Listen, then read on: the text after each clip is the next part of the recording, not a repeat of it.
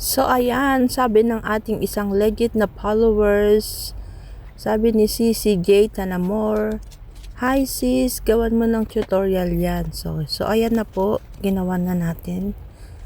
Actually matagal ko na tong ginawa, flower.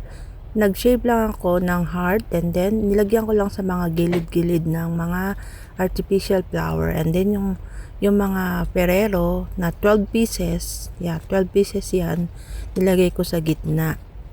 So ayan, dinikit-dikit natin dyan para hindi siya mahulog. Glue gun yan. So ayan. So ayun na po, mabilis lang naman po gumawa. Mas mabilis pa nga gumawa ng ganyan kaysa yung money bukit. So ayan, finalize na natin to. Finalize ko lang. So ayan, so good. look at that. So ayan. So ayan, mega love shout out kay Jay Tanamor. Ayan na po, thank you so much na very supportive na content creator. Legit po yan, follow nyo na rin po siya. Thank you for watching.